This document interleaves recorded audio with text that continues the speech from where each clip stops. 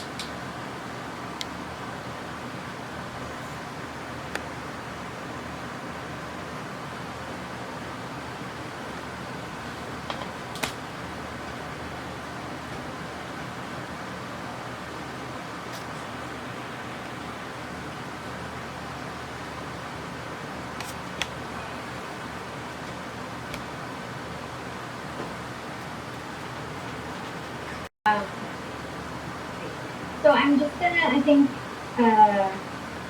kind of review the agenda, start the recording, and then kind of get into the continuation of the discussions from last time, and then sort of a few other things. So I think what we'll do is we'll go over the land use policy now which we started last time, and we'll kind of get into a bit more detail and have time for questions. And then I think we're going to talk about, I got a few emails about questions about CSD standards, I think that are within the scope for like noticing, fencing, and some other things. And I wanted a bit more understanding of what was desired and what the objective was, which kind of, it's hard to get into in emails, so it's easier to figure out what the intent is so we can craft those standards toward what the issues and concerns are. And then I think we'll talk about the community meetings we're going to hold, and then kind of stuff for next time. So as everyone is aware, we're going to be recording the meeting. So I will start the recording now, and you'll get like a notice that will let you know that it's being recorded.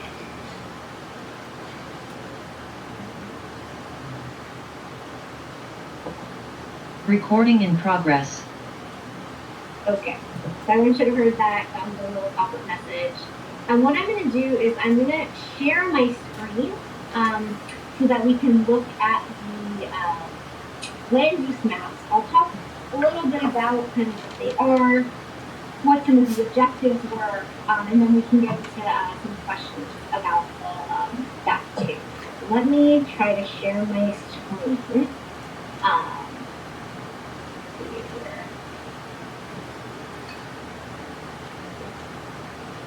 Try it.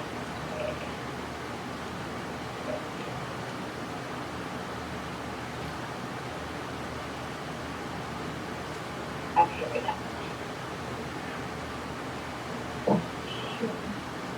Hopefully you're all seeing the kind of land use map and zoning map for Rowland Heights. Sorry, let me navigate it so we get the best view. So I think what we started talking about last time, and we'll review it and kind of go ahead. I can't see anyone right now. Let me try to figure out how I can also see people. So I really can't see. I can't see anyone right now. So if you have questions, just sort of share them. I'm going to try to see how I can get a group along as well. That's how all the participants popped off. Okay. Anyway, so yeah, if you have a question, just ask it because I don't know. Usually there's a sidebar. Anyway, moving on. So I'm going to zoom in. So what we talked about were some of these changes that are proposed changes. They're for discussion and also they'll be talked about in the community as well. For all of the communities. And we talked about is what's mostly being proposed is along Pomona and in that vicinity. There really isn't. I'll show you sort of the larger map of Rowland Heights, and you'll see that this inset area where I'm going to kind of go to, that's where the changes are. There's really where the proposed changes are. And there's nothing else proposed in the other areas. And that goes along with some of the goals and visions for Rowland Heights that we've talked about, and also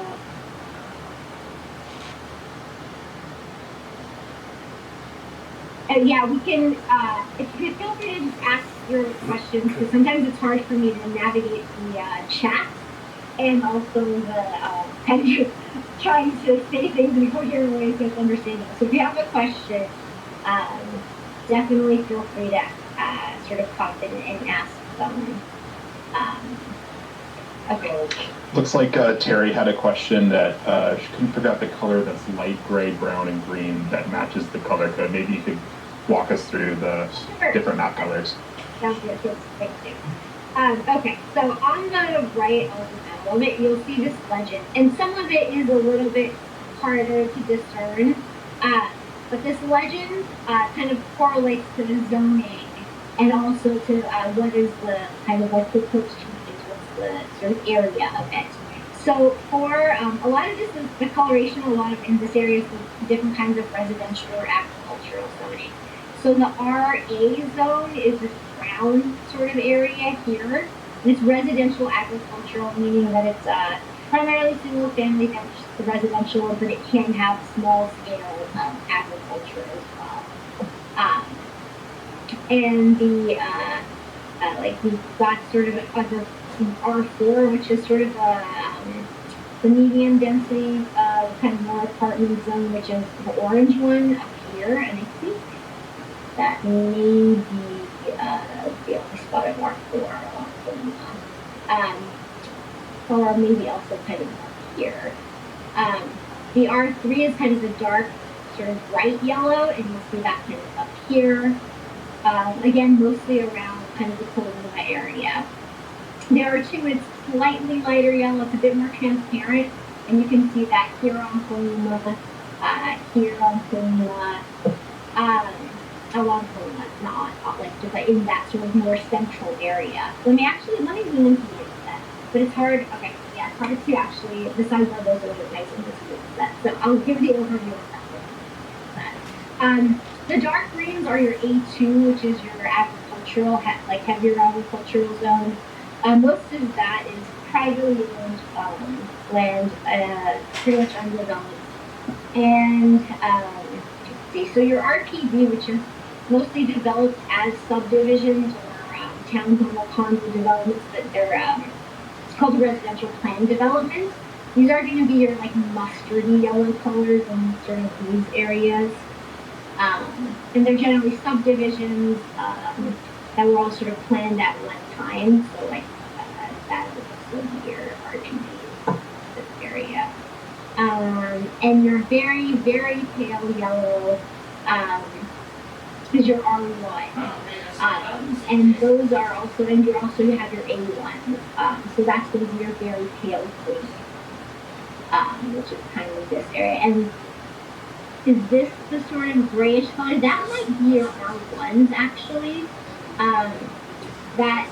It's over a land use map, so when the color's really light, that brownish color on the land use map comes through. So that'll be your R1. It's sort of like a very muddy yellow. I hope that clears it up a little bit. And the color, sorry, that's dark brown, that's your sort of RA, and that's your R1 area. I can also, I think later on if you want to see it in the zoning map and on our GIS app, I can take us through there too. But that's generally like, this will be kind of your R1, that sort of muddy color.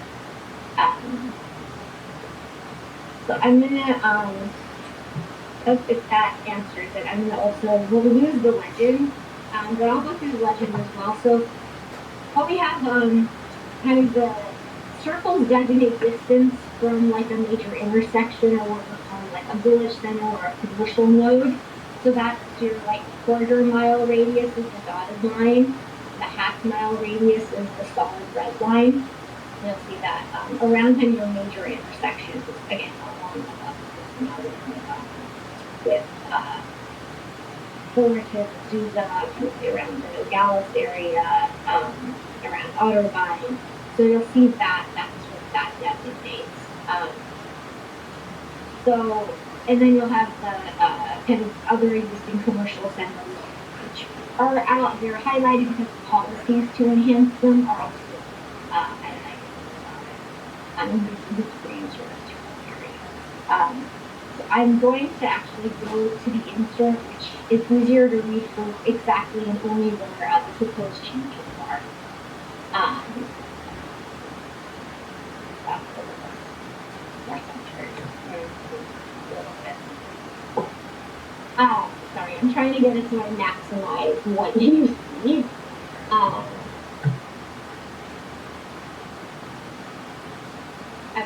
Well, we'll pan around. So I'll start from like Azusa and the little sort of eastward. And so what we're looking at is, again, proposed changes that align with the vision and the objectives and vision and sort of the goals for Rowland Heights that we've been talking about. And so these maps actually exist for all of the communities, and depending on what their conditions are, there are changes being proposed in most of the inhabited communities. There's a lot of areas that have mostly undeveloped or open space on that hillside, which we're proposing no growth in because it's not appropriate, either designated as significant ecological areas or fire hazard areas. So those are the areas that we're kind of deterring additional development from. So this will go along with kind of the general criteria that we've established. So I'm going to actually, let me take you first through the general criteria, and that might give some context for the changes. Okay, so the general criteria that some of the proposed changes go along with, and they're part of the larger elements of the land use plan for the ESGB that we discussed, are to diversify land use and housing types within certain discrete and specific geographic areas where it makes sense. So that would be where there's major corridors, access to transit, things like that. To go along with that, to support that would be to enhance walkability throughout the major commercial areas, and to have policies and identify locations, and this might be more applicable in some other communities too, for either centers and open space amenities around major or minor intersections. That's especially valid for some communities that don't have a major corridor or like a commercial sort of like Corona Avenue type of corridor. The thriving is about supporting existing employment centers and commercial centers, and having policies to support them to meet sort of community needs, to have uses that are serving the community, their needs, they're like providing services, goods, amenities. Because we have heard, again, from a lot of people that some of the commercial centers they don't have uses that cater to the needs of residential populations nearby. The fifth one is about having connected neighborhoods, and these would be neighborhood scale connections that are both pedestrian and bike, that connects neighborhoods to commercial areas. So that would be, again, where there is space in the roadways and where it makes sense, especially for areas that are off street, like local waterways, and those types of off-road connections would be really enhanced through like having that type of what we call active transportation routes or pathways for pedestrians and for biking. And I think I touched on the preservation too, which is preserving the sensitive resources. So your scenic hillsides, your conservation areas, agricultural, equestrian areas, any place that has sort of water sort of collection or water implications as well. and that would be basically to preserve and enhance the various food preservation. That's kind of the larger sort of vision and goal that's guiding the decision making, and this applies throughout all of the 24 unincorporated areas in the plan area. So specifically for how these are realized in Rowland Heights, or are being proposed. This is all draft, so. But again, for the diversification of housing types, I think we touched on this right throughout the policies and the CSD, is to focus land use diversification and sort of a moderate amount of housing ability near colonial where there's access to services. And for the new commercial routes, we're not really proposing in Rowland Heights because I think that colonial sort of corridor presents an opportunity, and a lot of the other areas aren't really appropriate for it. So Terry, I see your question. There is a county-wide housing need that has to be met, but it's not broken down by community. So that there isn't a number for any of the specific communities. There's just the directive that the county actually has to meet the housing needs as determined by the state.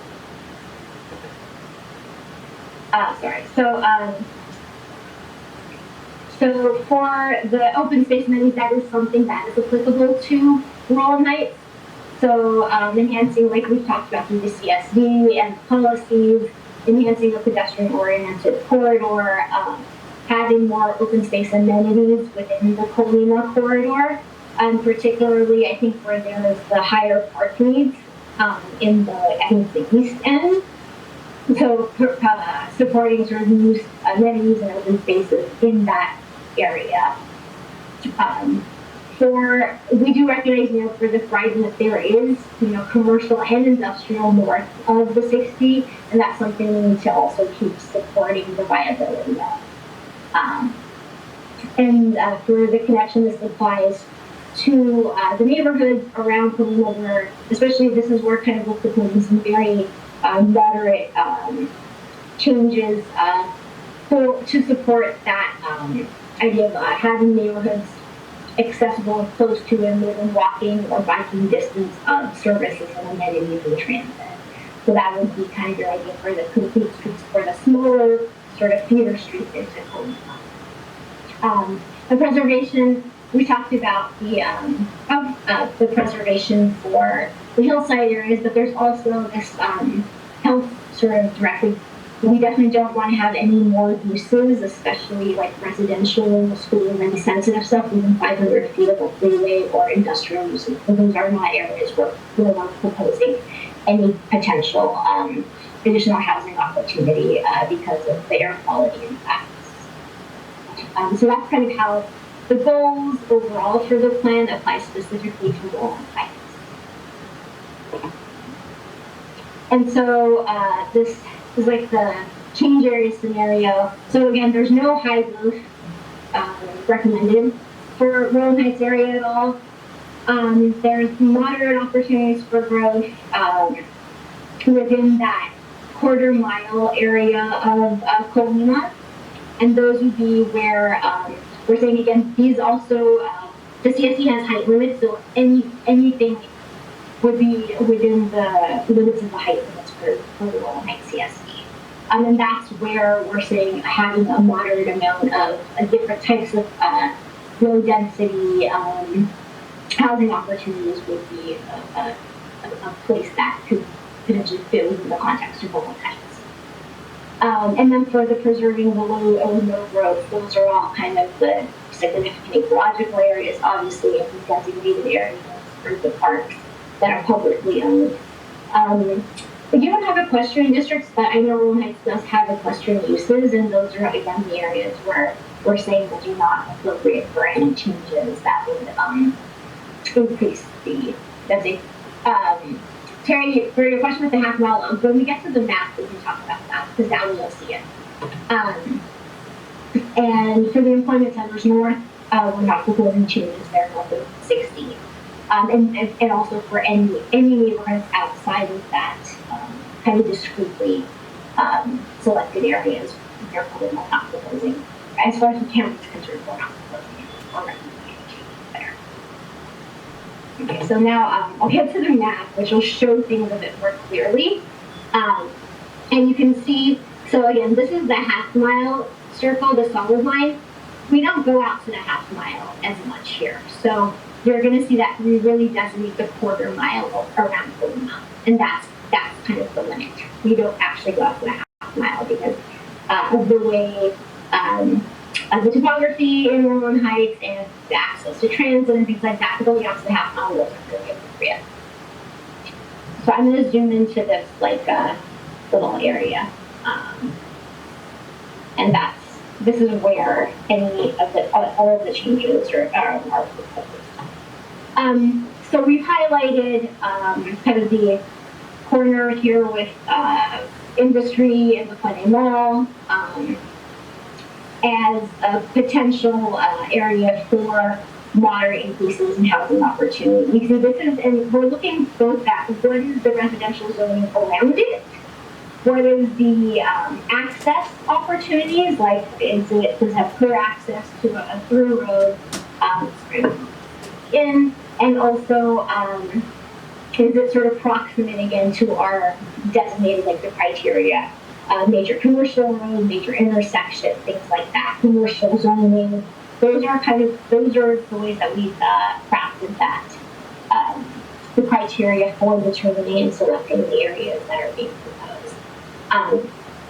So, and one of the things we talked about last time was recommending that the commercial zoning go for mixed use, which has standards which are more supportive of pedestrian-oriented types of development. So, like the MXD, I can go into a few of the standards. I think I shared the standards with you, but they have specific development standards for where a mixed-use building, a new building, where, for where it abuts an R1 or R2 zone, that they have to have, a minimum depth of 15 feet for the yard, whether it's on the rear or the side. So it has step back requirements. It has step back requirements that aren't necessarily in the C zone, which is what we wanted to make sure when there's developments in the future that gets transferred and applied here. So that's where you'll see for the commercial is C3, which is the highest intensity commercial that we have. We have C1,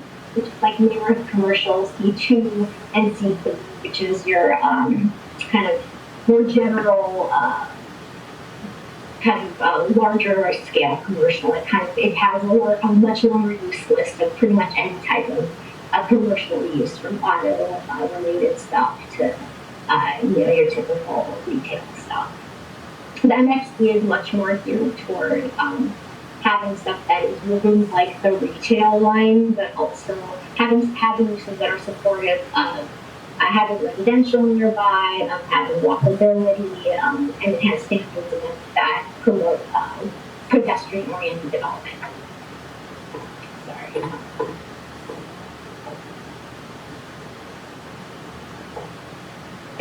So we're going to see, okay, so like I said, I'm going to go from kind of west to east. So your C3 to MXD here along Kulima is across from the Fun Hills Mall area.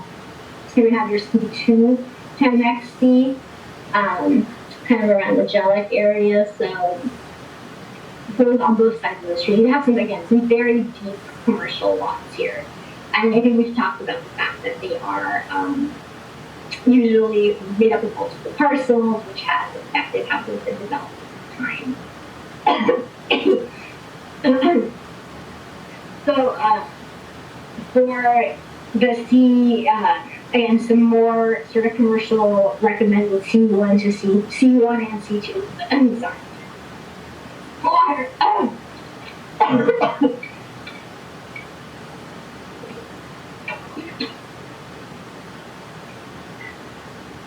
So for the C2 to the MXD, you're going to see that kind of around your Otter Bike area.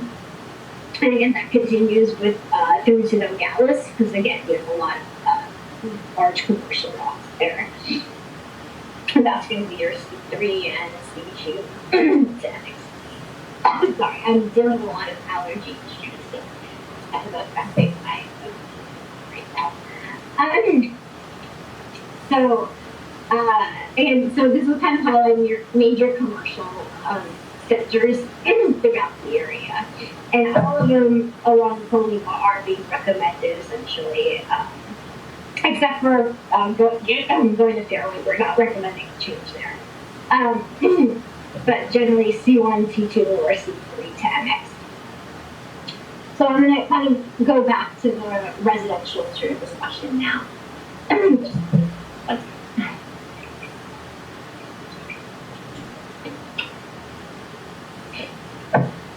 So for the R, there are areas that are R1. So you can see here, Tammy, that it's a little bit clearer coloration. That this is all R1, that weird sort of brownish yellow. For the areas that are near like this R4 zone, and I think near this commercial area, we're recommending to go from R1 to R2.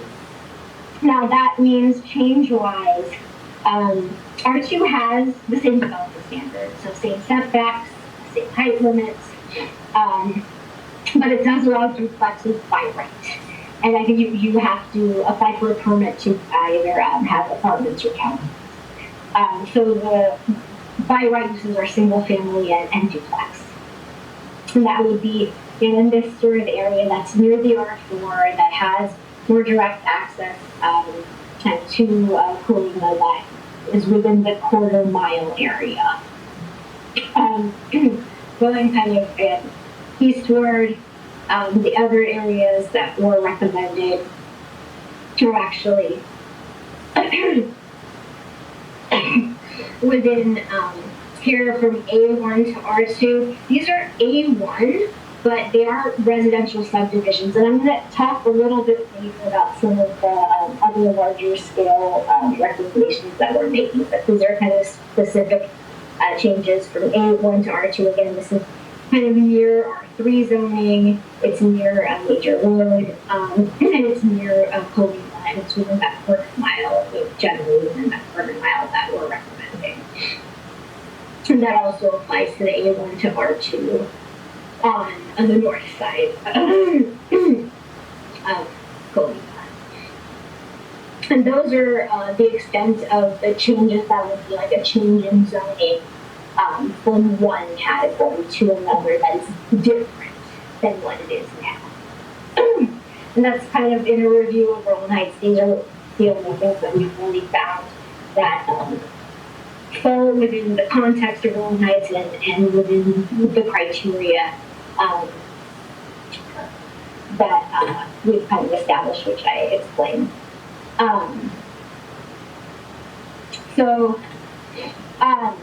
The other thing I think that we're doing, there are properties within Rowland Heights that have like a split zoning, meaning there's a split between one zone type and another zone type, or that have like a zoning that isn't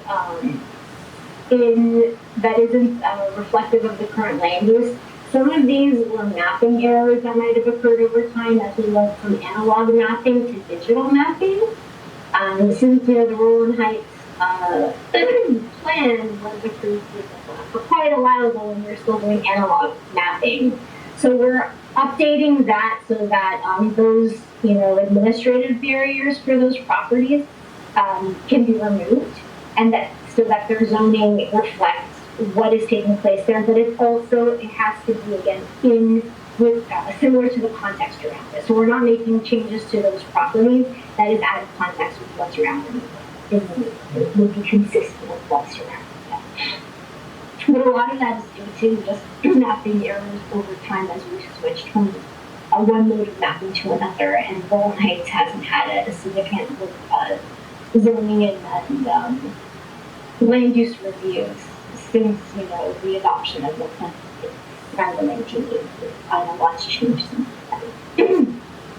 The other thing that is applicable to Rowland Heights is that Rowland Heights has a legacy land use categories, and And since then, we've adopted the general the general plan in 2015, and that has its land use categories.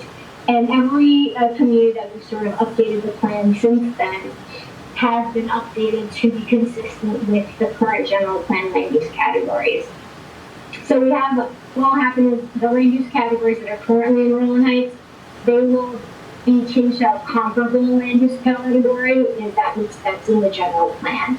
So it won't be a change of land use as much as just a switch from one series of categories that are now outdated to the current ones in the general plan. And that's something we did when we looked at Hacienda Heights as well, when we updated their plan in 2011.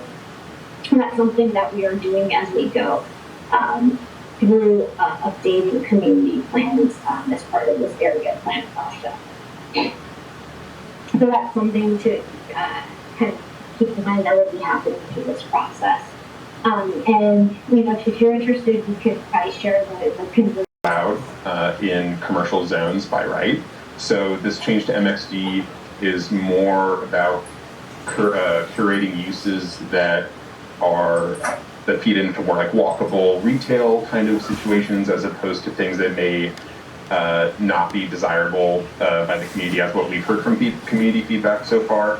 And I think that you'll see similar feedback in the other cities as well related to that kind of zoning designation. So just stay tuned for some of that stuff, but just know that other cities are equally going through land use updates as well.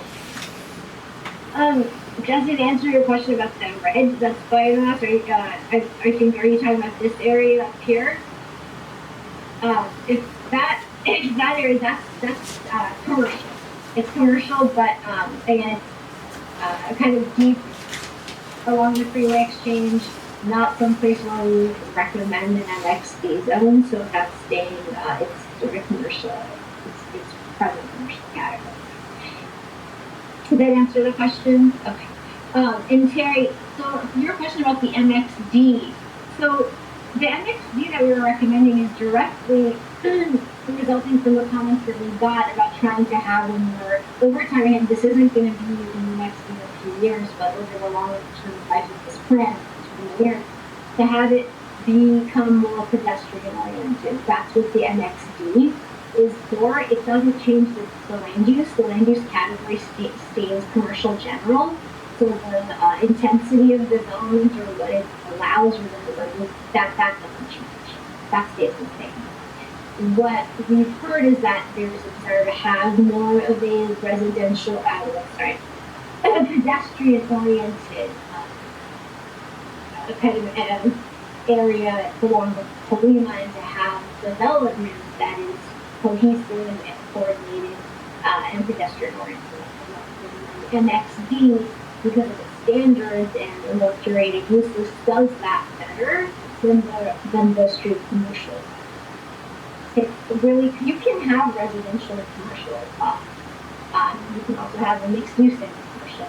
But the MXD zone has the set of standards with the setbacks and the requirements of the placement of the building that the commercial zone doesn't. If that addresses your question. So our comments, it's really, the MXD is actually in response to what we're hearing, both at the visioning workshops we had in the group here, and we will also be talking about this at the larger, at the community of the we having later on in this month and early next month. So that's kind of why this is being proposed here. It's between concerns and issues, and this is kind of, in our mind, knowing what the code does and knowing what standards it has, it's sort of trying to use that a set of problems or issues or concerns and desires and visions that we can but the land use plan, so what amount of building area and potential units or whatever, that stays the same. That's not changed. So whether it stays commercial or goes to MXD, the intensity or what can be built there stays the same. that addresses your comment, but if there's concerns on the next day, we can certainly see what those concerns are and then try to figure out if that's a more specific to what the question is. Okay. Okay, so regarding the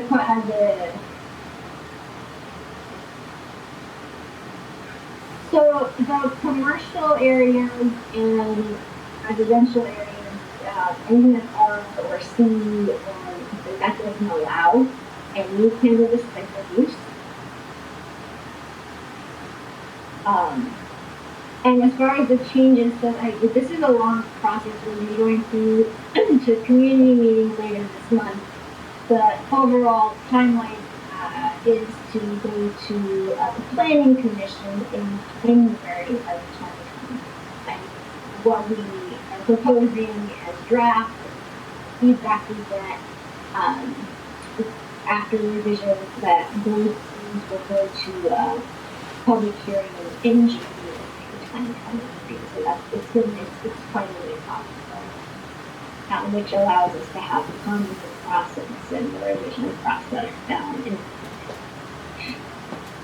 And again, the commenting process also continues that public hearing. But we're hoping that we can get the constraints on this road so we can figure out how to address it going. If that answers the question, right? There are no more questions. I'm going to stop sharing this and go on to we're gonna go to agenda item or 3 agenda item.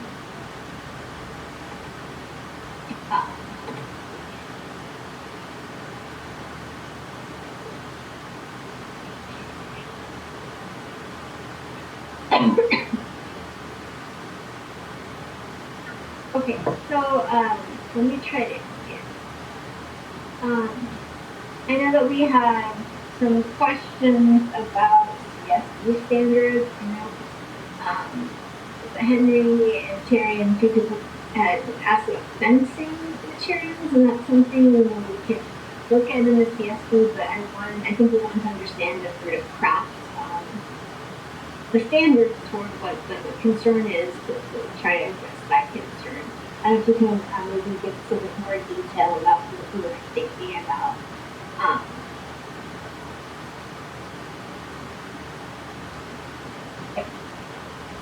Terry or Henry or whoever else has the concern. And if not, I think someone had also asked about expanding the area for noticing the vehicles. And are you able to make me a co-host? I want to send just a.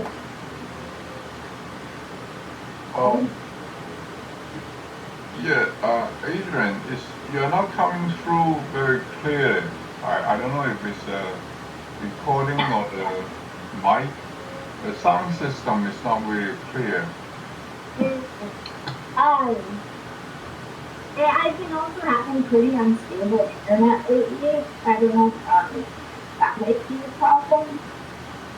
And also my voice is, I've been having issues. I can't project as much as I usually do while we meet. So that might be also contributing to that. Let me see if there's anything I can do better.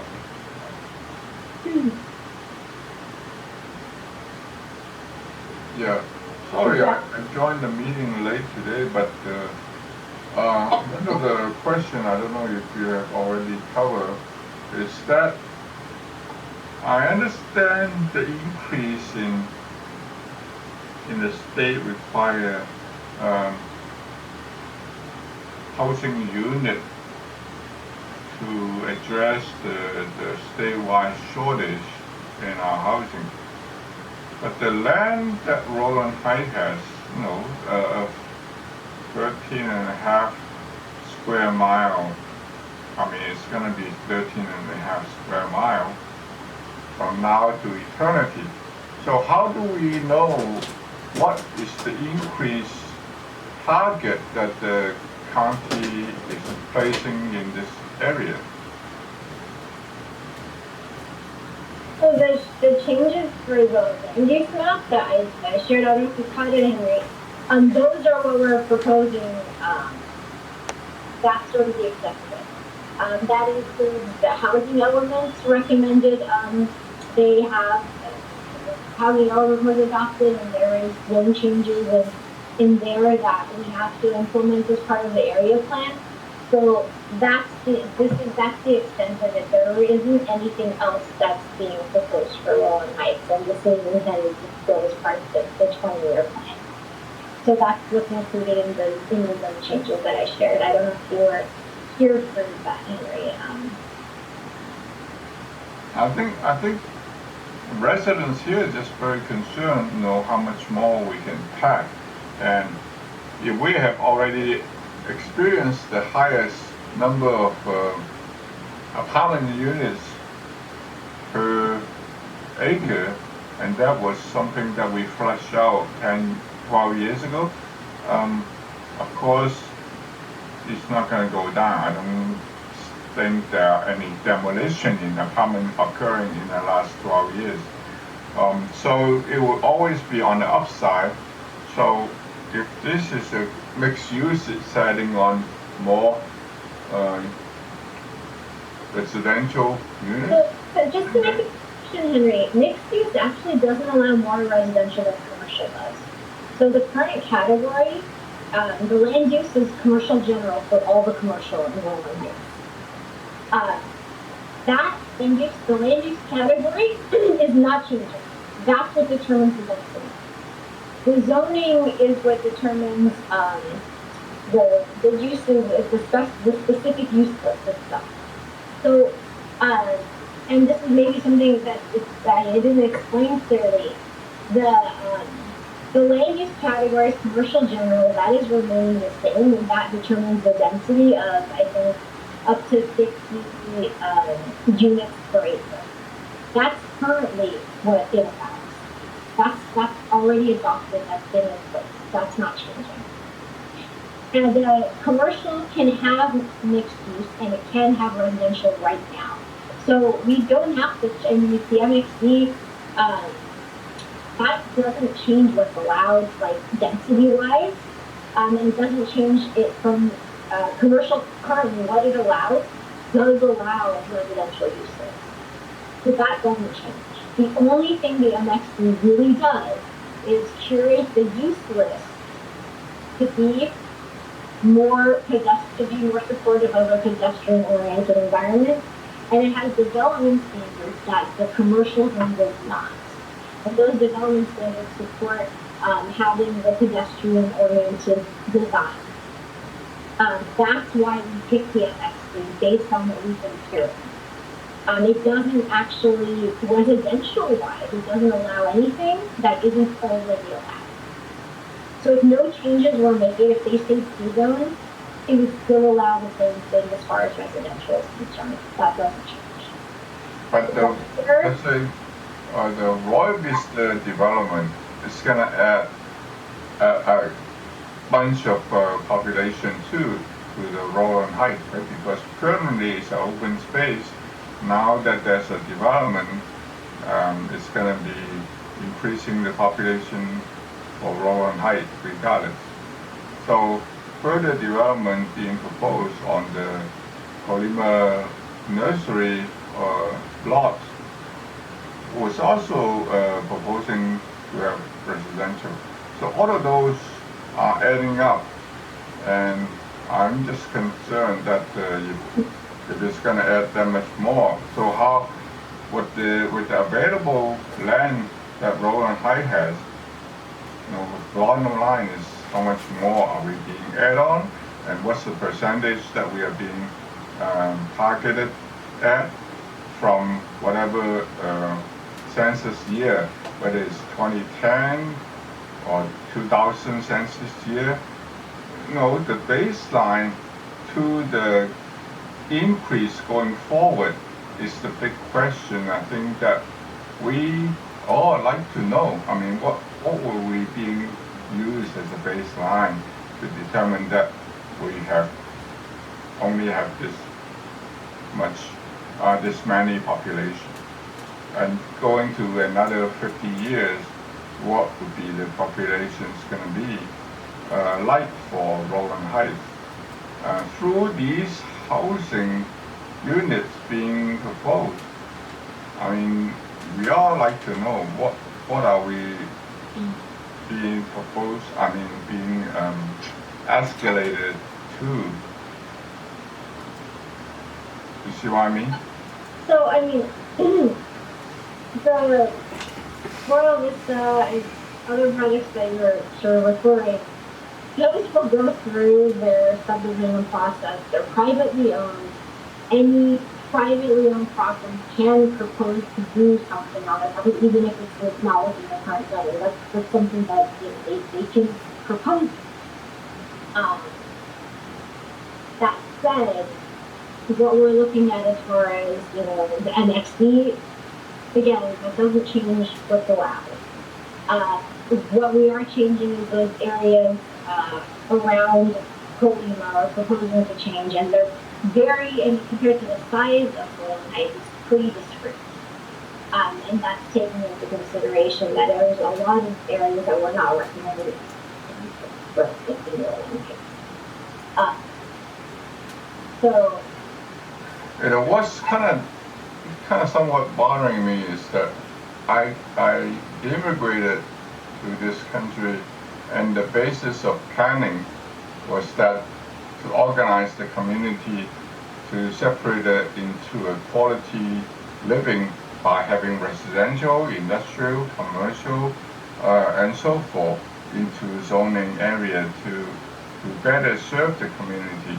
And now we seem to be kind of throwing away some of those guidelines that we had 50 years ago, just because we have a kind of uncontrollable homeless situation, which the state has been kind of undoing it for 40, 50 years.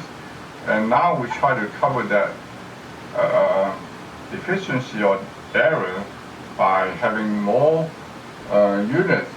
In this case, at the Royal Vista, I understand the county is even proposing to the developer to increase more units than they initially proposed, and I think that's wrong. If the developer, based on the income and the evaluation and the profit that they are looking for, then they propose certain units. Then why is it county want to add more units? That's the question. So it's not something that we can comment on. We're not processing that project, and we're not. They're intentionally sort of separate from this stuff. So regarding Royal Vista and the change in use of things that they're applying for, that goes through its own review process, and they are sort of determined to be that's kind of what they're looking at and what they're going through. For we're looking at the 20-year vision for Rowland Heights, and also getting ideas from you all about what you would like to see. Again, kind of looking at the pedestrians, we having the pedestrian sort of vibrancy and pedestrian supportive uses along Colima, which is a lot of what has driven movement in the policies that we're developing along. How do we get to speak I understand here? that you're concerned about Rowland Heights, but again, that is not, we will not be reviewing that, and we will not be commenting on that in this sort of stage of planning. But that is something that you should be, directing toward the processing of that application. I'm sorry, Terry, I know you had your hand up, and then I can go away after Terry's first talk. Yeah, with this mixed use along Colima, is there any requirement for noise mitigation? Because Colima is a very noisy street, and if your setback is very limited, those residents who live there are going to be very heavily impacted by those things. Is there anything in the standards that addresses problems like that? They do require them to go to Public Works and the standards and do like an infrastructure study. Um, I have to double check again whether it requires also a noise study. It's also possible that it does. I know that they're required to do an infrastructure study, traffic study, sewer study. And it requires, the interesting about MHG, it requires that whereas the standard scheme sometimes does not. It's only required if they don't have adequate sewer access outright. So that's something I can look into more closely, Terry. But and I think that brings up a good point. Just to add to that too, Terry, and I think goes across the board for almost any use, especially in areas like Rowland Heights.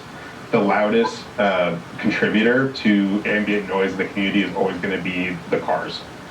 So the loudest point in like a commercial development, barring some specific use, is going to be uses related to like the parking lot, people starting cars, people driving. So Colima is a noisy street is because there's a lot of throughput and traffic of cars. So, and a way to reduce community ambient noise, which if that's an issue for the community, would be to looking at ways to find ways to shield sort of car uses away from where pedestrians gather.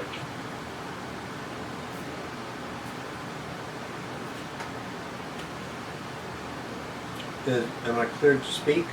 Yeah, go ahead. Okay, something that we on this side of the screen need to fess up to, and that we don't know what the rules and regulations are. As you stated, they're already in place, and it's all the people have to do some homework here if they care to do it. For example, on John Rowland's commercial property there at Nogales and Colima, he could actually, on top of that, pursuant to what you've been discussing, on top of that market right there, put some apartment type complex living facilities there, and that's just part of the game.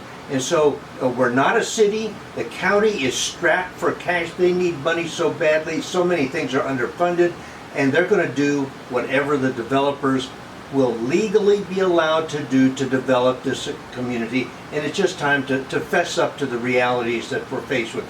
And that development, that's just what it is. The one over on the golf course, that's what it just, live with it, deal with it, and move on. And if we want to really do something, become a city. That's the end. So then you have some control and some people that are looking out for the quality of life in Rowland Heights, and put the county in the rearview mirror. Thank you.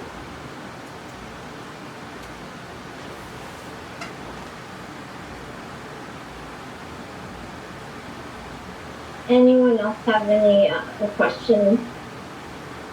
Just to quickly clarify too, the residential development being allowed in commercial zones is, I think, dictated by state law. So this would be the same. Residential development is allowed in commercial zones in the unincorporated areas as much as Diamond Bar, Walnut, Pomona, Claremont, etc. And then, Mr. Vito, to you, but again, there's just a huge cavern of ignorance here, and this is what happens when you have these changes and people just don't know the parameters, which, again, as you so astutely put it, already exist. Thank you.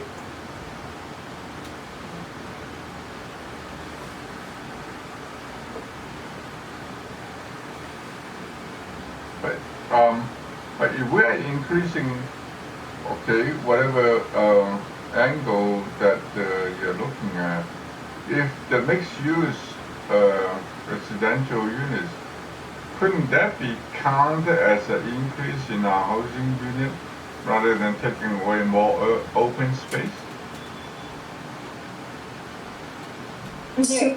Henry, this is me, Kim. The mixed use that we're proposing is along Colima, and Yes. The existing zoning along Colima is already C2 and C3.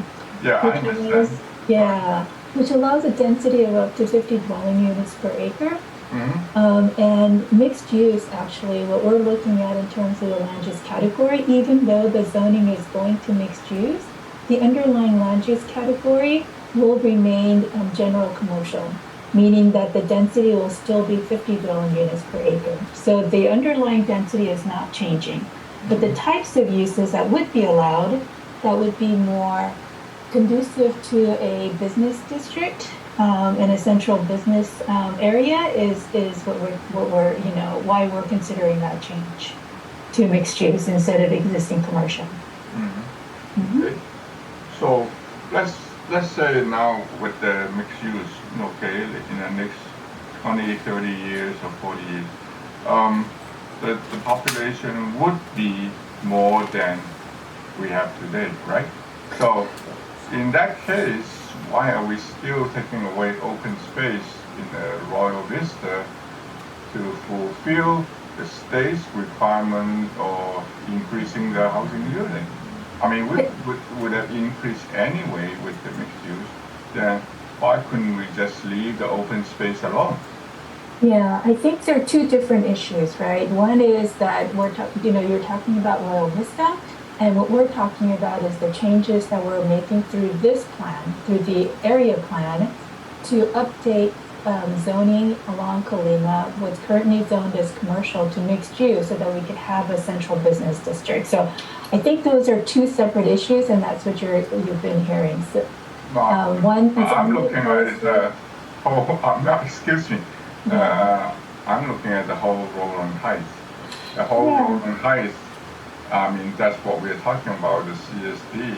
So if we are increasing the housing stock, then if we are already increasing along Colima, Nogales, and Fullerton, and we would be able to just leave the Royal Vista alone rather than changing it from open space to residential zones, isn't it? Yeah, so that's not something we can negotiate through this plan, is I think what you're hearing from us.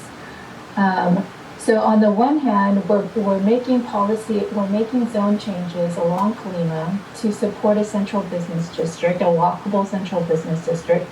On the other hand, as is true for any property anywhere, whether it's in Rowland Heights or anywhere else, there could be an application to develop a site, and that application is something that the county would process through a process that allows for the review of that kind of development proposals. Yeah, I think Roy, you had a question, and Actually, I have a comment too. Okay, I'm a gentleman. You go first, young lady. Okay, I have to concur with Harry. I think it's I think it's overall we have to look at the whole picture of the Rowland Heights, because we're talking about traffic and pollution. So and I have to agree with Henry that if we're going to be allowing multi-family or multi-mixed use unit, then we need to leave the open space side of this. Otherwise, we're adding more people and there's no place for recreation. So I think we have to approach it as one issue. Oh, okay, my turn. Okay, just very, very quickly, we need to move on. That is private property, as stated. The county's already said go ahead and change the zoning on that, and so we just need to move on from that. Private people get to do what they want within limits of their private property. That development's going to go through. It's a good thing, and we just need to move on from that. Use our other existing sources and resources here in Rowland Heights, and thank you.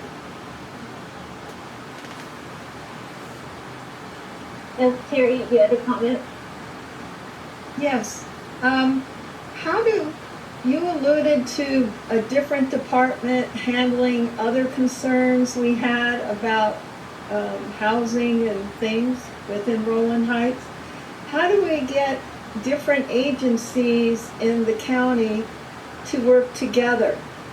I know Roy's solution is to become a city, but given right now we're within the county, it's like, well, you referred us that this is a different department, but how do we get your department to deliver input to another county agency so we're not constantly having to repeat the same message? There, I think this is in regards to the Royal Vista, because I didn't say it's a different department, it's the subdivision section. And as I said, with any private property, they can propose to do something. And that goes through the hearing process and the commenting process and a lot of discussions back and forth between the county and communities and what the property owners are proposing. So that is the process that it goes through. It's not a county initiated change. It's a private property owner that's proposing something through this process. Yeah, okay. So we aren't saying, hey, county isn't saying this needs to happen. This isn't something the county is proposing or not. It's privately owned. And in that sense, they can propose to do something and go through the hearing process, which is the process of commenting where the community's concerns can be voiced for that. For the land use issues, again, for the area plan, we understand what's happening there, but the area plan is again looking at the sort of the 20-year view of the community. And it isn't really on our end, on Colima, we're not proposing an increase in any of the land use designations on the commercial investment.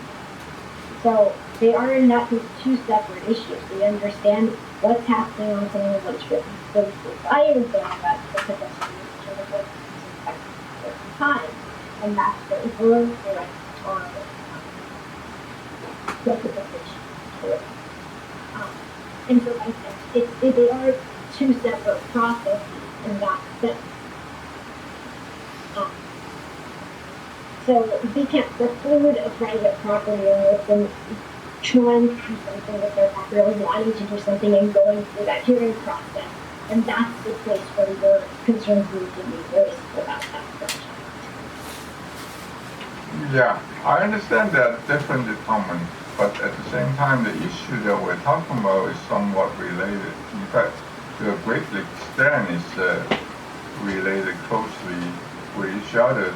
Is the density increase.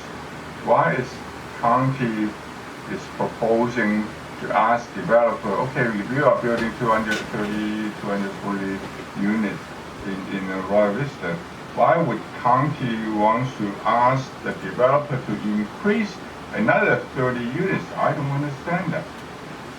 And again, that's not something I can comment on for this team because we are not part of that process. That is something that is, that you all I know are following and we are aware of it, but we do not influence that process. And that is sort of designed that way because again, it is a private property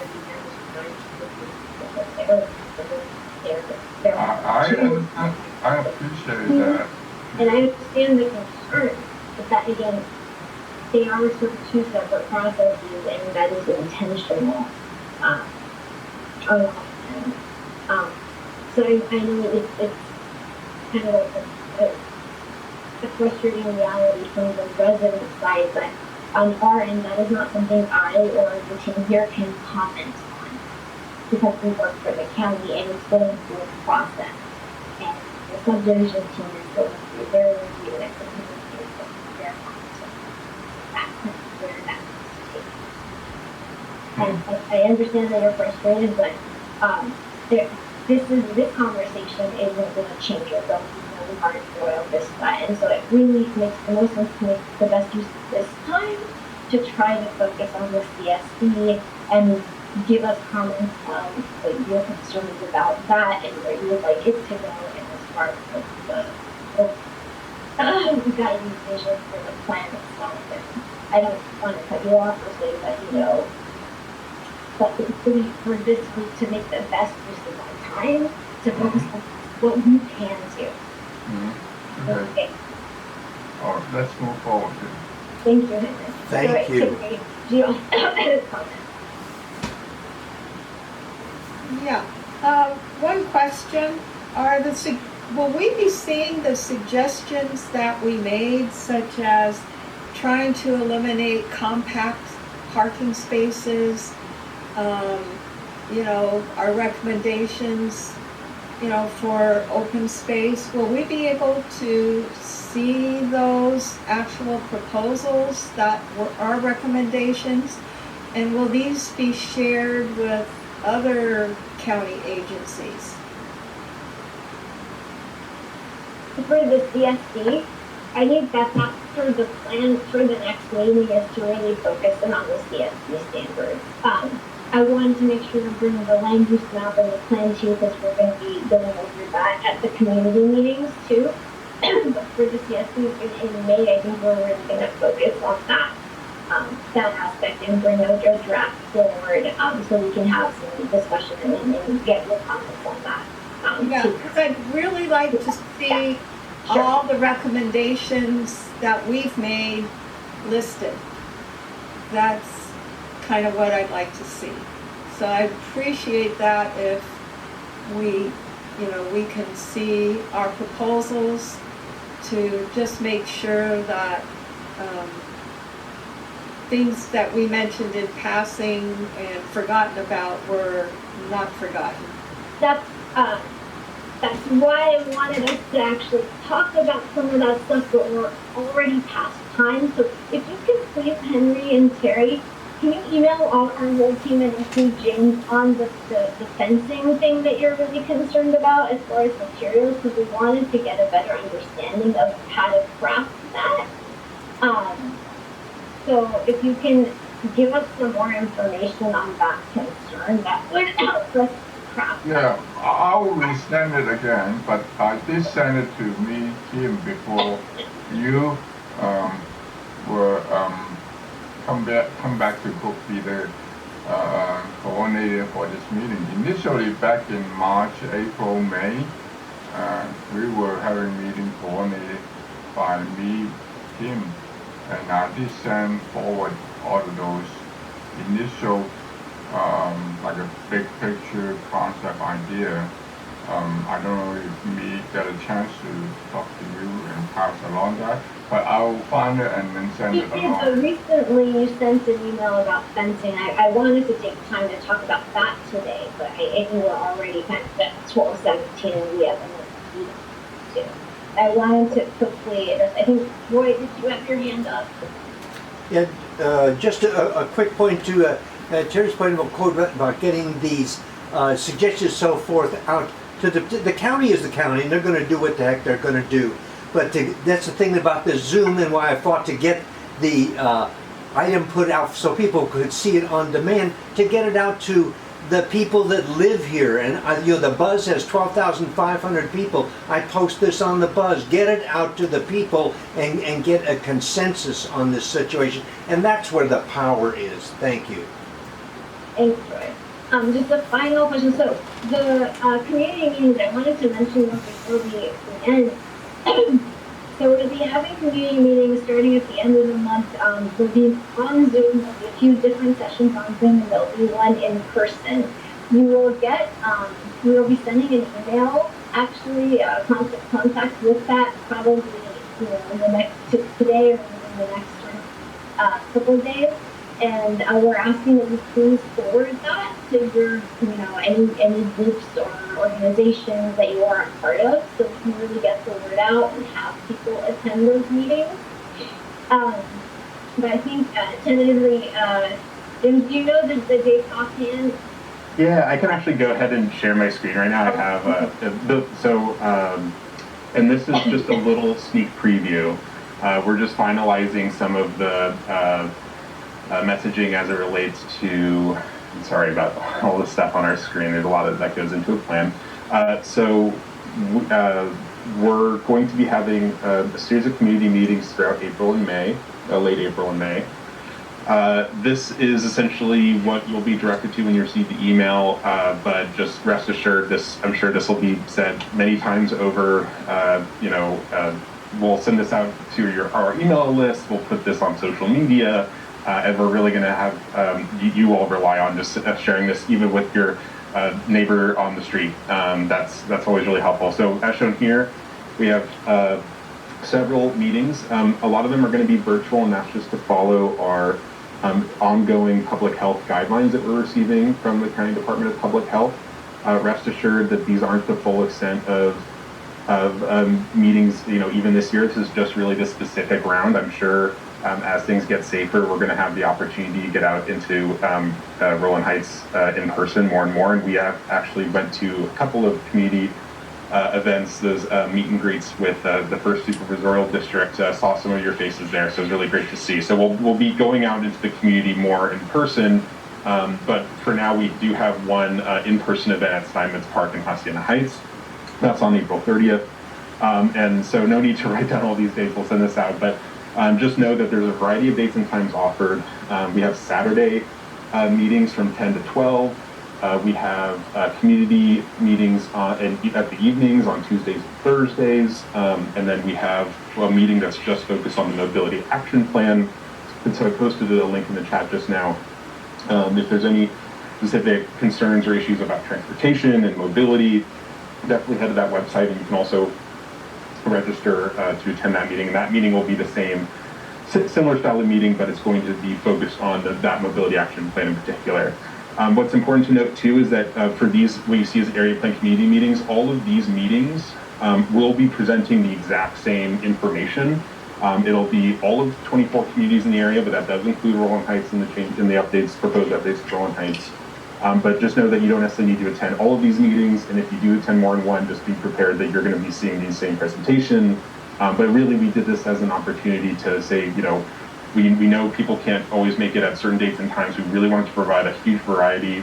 All of them will be presented in a webinar format and with ample opportunities to provide feedback. We also will be providing interpretation services in both Spanish and Mandarin. So definitely, let your neighbors know about that, especially if they have a language preference. That's always good to know. And then for somewhat related, we will be having a scoping meeting related to our environmental document on May 10th. That's a little bit of a different meeting. It's more related to the mandated environmental rules related to a plan like this. So that's completely open to the public. Just know that it's more of a scoping meeting, and it's not going to have the same presentation about the proposed updates as the other areas. It'll have the same, it'll provide the same description of what the plan is, but the intent of the meeting is a little bit different. So yeah, I know that was a lot of information. Just be prepared today to receive, today or tomorrow to receive an email about all of these meetings in your inbox. And if we don't have your email, or you don't think that we have your email, just send us an email after this meeting. Check out our website. We have all of our contact information here. And yeah, that's it.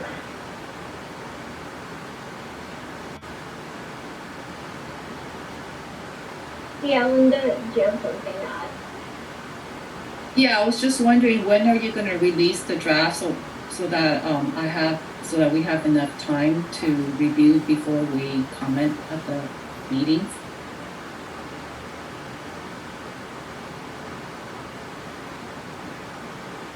You're muted. Yeah. So we can have the drafts in English posted, I would say, maybe even a week before the meeting, and we'll do our best to do that. But at the same time, what we've done is, in order to make sure that there's access to these documents from folks that don't necessarily speak English, we have made executive summaries, and we're having that translated. And we'll also be posting that. So we'll do our best to try to make that make the materials available a few days before the meeting. And you can also send us comments, at any time after the meetings too. Again, we'll be revising for several months. So, Great. Yeah, there's a long window to make changes.